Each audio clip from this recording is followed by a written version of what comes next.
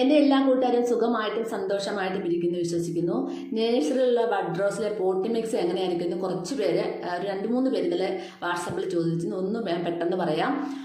നമ്മൾ bud rose നേഴ്സറിയിൽ നിന്ന് വാങ്ങിക്കുമ്പോഴത്തേനും അതിനകത്തൊരു ചെളി പോലത്തെ മണ്ണായിരിക്കും അല്ലേ. അപ്പോൾ നമ്മൾ കൊണ്ടുവന്നാൽ ഉടനെ ഒന്നും റിപ്പോർട്ട് ചെയ്യേണ്ട ആവശ്യമില്ല. കുറച്ച് ദിവസം ഒരാഴ്ചയൊക്കെ ഒന്ന് വെച്ച് നമ്മുടെ കാലാവസ്ഥയോടൊക്കെ ഒന്ന് യോജിച്ച് കഴിഞ്ഞിട്ട് മാത്രം റിപ്പോർട്ട് ചെയ്താൽ മതി. നമ്മൾ നേരത്തെ ഒരു പോട്ടി മിക്സ് തയ്യാറാക്കി വെക്കണം. മണ്ണ്, മണൽ, കുറച്ച് ചാണകപ്പൊടി, കുറച്ച് എല്ലുപൊടി, ശക്കലം മതി എല്ലുപൊടി കേട്ടോ, കുറച്ച് വേപ്പിൻ പിണ്ണാക്ക്, ഓരോ കൈപ്പിടി വീതം മതി. കൂടുതൽ ഉപയോഗിക്കില്ലേ, പെടുകുളമായി പോകും. എന്നിട്ട് ഇതെല്ലാം കൂടെ മിക്സ് ചെയ്ത് നമുക്ക് ഒരാഴ്ച 1-2 ആഴ്ച അവിടെ വെച്ചേച്ചാൽ ഏറ്റവും നല്ലതാണ്. റോസ മേടിക്കുന്നതിന് മുമ്പ് തന്നെ നമ്മൾ തയ്യാറാക്കി വെക്കുകയാണെങ്കിൽ ഏറ്റവും നല്ലതാണ്. നല്ല പോട്ടി മിക്സ് തയ്യാറാക്കി കഴിഞ്ഞാൽ വേണ്ടി നമ്മുടെ റോസയുടെ കവറൊന്ന് പൊട്ടിച്ചതിന് ശേഷം എൻ്റെ ചോട്ടിലെ കുറച്ച് മണ്ണൊന്ന് മാത്രം മാറ്റുക. ഫുള്ളായിട്ട് മാറ്റുകയോ ചെയ്തത് റോസയുടെ വേരും എല്ലാം കഴുകി വൃത്തിയാക്കി ഒന്നും ചെയ്യേണ്ട ആവശ്യമില്ല. അത് പെട്ടെന്ന് നശിച്ചു പോകും, പെട്ടെന്ന് കമ്പുകൾ കറുത്തു പോകും. വളരെ 1-2 പിടിച്ചാലായി. പക്ഷെ ഞാൻ അങ്ങനെയല്ല ചെയ്യുന്നത്, ഞാനിങ്ങനെയാണ് ചെയ്യുന്നത്.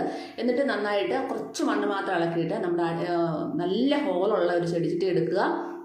ഒരു മീഡിയം വലിപ്പത്തിലുള്ള, കുറച്ച് മീഡിയത്തിൽ നിന്ന് കുറച്ചുകൂടെ വലിപ്പത്തിലുള്ള ഒരു ചെടിച്ചട്ടിയായിരിക്കണം എടുക്കുന്നത്.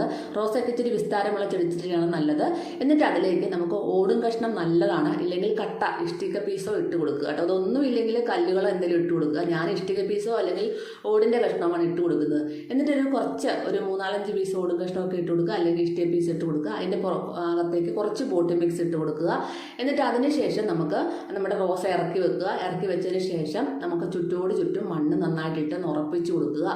എന്നിട്ട് നന്നായിട്ട് നനച്ചതിന് ശേഷം നമ്മുടെ റോസ കുറച്ച് ദിവസം, ഒരു 3-4 ദിവസമൊക്കെ, ഒരാഴ്ച മാക്സിമം തണലത്തേക്ക് മാറ്റി വെക്കുക. ഒരാഴ്ച കൊണ്ട് നമ്മുടെ ചിലപ്പം ആദ്യത്തെ ആ ഇലകളെല്ലാം പൊഴിഞ്ഞു പോകുന്നതായിട്ട് കാണാൻ സാധിക്കും. അത് നിങ്ങൾക്ക് വിഷമിക്കുകയൊന്നും വേണ്ട. ഇലകൾ മഞ്ഞ നിറമായിട്ട് പൊഴിഞ്ഞു പോയതിന് ശേഷം നമുക്ക് പുതിയ തളർപ്പുകൾ വരുന്നതായിട്ട് കാണാൻ സാധിക്കും. ആദ്യത്തെ പൂക്കളൊക്കെ ഉണ്ടെങ്കിൽ ഒന്ന് കട്ട് ചെയ്ത് ഒഴിവാക്കി ഇടുക. അപ്പം തന്നെ ഒരു 2 ആഴ്ച കഴിയുമ്പോൾ തന്നെ പുതിയ തളർപ്പുകൾ വന്ന് അതിൽ മുട്ടുകൾ വിരിയും. ആദ്യത്തെ മുട്ടുകളൊക്കെ വേണമെങ്കിൽ ഒന്നുകൂടെ ഒന്ന് പ്രൂൺ ചെയ്ത് കൊടുത്തു കഴിഞ്ഞാൽ പിന്നീട് വരുന്ന മുട്ടുകളെല്ലാം നിറയെ ആയിട്ട് നമ്മൾ ആ ഒരു കട്ട് ചെയ്തിട്ട് തന്നെ പല മുകുളങ്ങൾ വന്നിട്ട് അതിലെല്ലാം മുട്ടുകളായിട്ട് വരുന്ന കാണാൻ സാധിക്കും. എന്നിട്ട് നമുക്ക് ആദ്യത്തെ 1 മാസം വളമൊന്നും കൊടുക്കണ്ട, പിന്നീട് തൊട്ട് മാത്രം നമ്മൾ വളം ചെയ്ത് കൊടുത്താൽ മതി. ഇനി നമുക്ക് നമ്മുടെ ഇന്നത്തെ ഒരു ഫെർട്ടിലൈസർ ചെയ്യാം. അതായത് ഇന്നത്തെ ഫെർട്ടിലൈസർ നല്ലവണ്ണം പൂക്കൾ ഉണ്ടാവാനായിട്ടും അതുപോലെ തന്നെ ഉണ്ടാകുന്ന പൂക്കൾ കളറോട് കൂടിയുള്ള പൂക്കൾ കിട്ടാനായിട്ട് നല്ലൊരു വളർച്ചയ്ക്ക് സഹായിക്കുന്ന ഒരു ഫെർട്ടിലൈസറാണ്. അതിനായിട്ട് നമുക്ക് പഴകിയ ബീറ്റ്റൂട്ട്, ചുളുങ്ങിയ ബീറ്റ്റൂട്ടൊക്കെ ബാക്കി ഒരെണ്ണമൊക്കെ വീട്ടിൽ വന്നാൽ അത് കളയണ്ട. ഇതുപോലെ കട്ട് ചെയ്തിട്ട് നമുക്ക് അന്നേരം തന്നെ ഉണ്ടാക്കി കൊടുക്കാവുന്ന ഒരു വളമാണ് കേട്ടോ. ഇത് നമുക്ക് മിക്സിയുടെ ജാറിൽ ഒന്ന് കഷ്ണമാക്കി എടുത്തിട്ട് തൊലിയൊന്നും ചെത്തണ്ട, വെറുതെ പീസാക്കിയിട്ട് നല്ലപോലെ ഒന്ന് അരച്ചെടുക്കുക.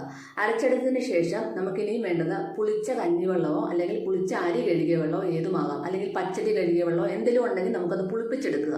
അപ്പോൾ ഇത് പുളിപ്പിച്ചെടുത്തതിന് ശേഷമാണ് കൊടുക്കുന്നത്. പുളിപ്പിക്കാതെ കൊടുക്കണമെന്ന് ഡയറക്റ്റ് ഒഴിച്ചിട്ട് നമുക്ക് ഈ ഒരു അരച്ച കൂട്ടിയ മിശ്രിതം ഒന്നിട്ട് മിക്സ് ചെയ്തതിന് ശേഷം 2-3 ദിവസം പുളിപ്പിച്ചിട്ട് ഒരു 5-6 ലിറ്റർ വെള്ളത്തിൽ ഡയലൂട്ട് ചെയ്ത് കൊടുക്കാം.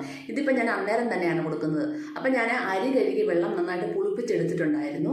എന്നിട്ട് ഞാൻ ഇതിലേക്ക് ഈ ഒരു നമ്മുടെ ഒരു ബീറ്റ്റൂട്ട് അരച്ച കൂട്ട് ഒരു അരിപ്പയിലൂടെ അരിച്ച് അതിൻ്റെ വെള്ളം മാത്രമാണ് എടുക്കുന്നത്. ഈ അരച്ചെടുത്ത വേസ്റ്റ് നമുക്ക് നമ്മുടെ ചെടികളിൽ ഇട്ട് കൊടുത്താൽ, നമ്മുടെ റോസാ ചെടിയുടെ ചൂട്ടിൽ തന്നെ ഇട്ട് കൊടുക്കാം. മണ്ണൊന്ന് കുഴിച്ചെടുത്തിട്ട് അതിനകത്തേക്ക് ഒരു കുഴി പോലെ ഉണ്ടാക്കി ഇട്ട് കൊടുത്തിട്ട് മണ്ണിട്ട് മൂടി കഴിഞ്ഞ് നല്ലൊരു കമ്പോസ്റ്റ് ആയിട്ട് കിട്ടി നമ്മുടെ ചെടികൾക്ക് നല്ലതാണ്. ഇട്ട് കൊടുത്ത് നല്ല വളർച്ചയും ഒക്കെ സഹായിക്കുന്ന ഒരു ഘടകം തന്നെയാണ് അങ്ങനെ ഇട്ട് കൊടുത്താലായിട്ട് കേട്ടോ.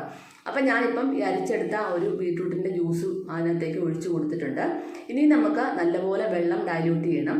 അപ്പോൾ ഒരു 3-4 ലിറ്റർ വെള്ളം കൊണ്ട് ഡൈല്യൂട്ട് ചെയ്തതിന് ശേഷം ഞാനിപ്പോൾ രാവിലെ ഉള്ള സമയത്താണ് ഇത് കൊടുക്കുന്നത് കേട്ടോ.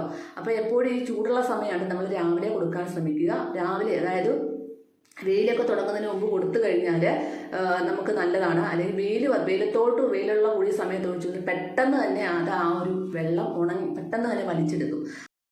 അതായത് പെട്ടെന്ന് ആവിയായി പോകുമെന്ന് പറയുന്നത്. ചൂടത്തൊക്കെ കൊടുക്കുവാണെങ്കിൽ പെട്ടെന്ന് അതങ്ങ് വലിച്ചെടുക്കും.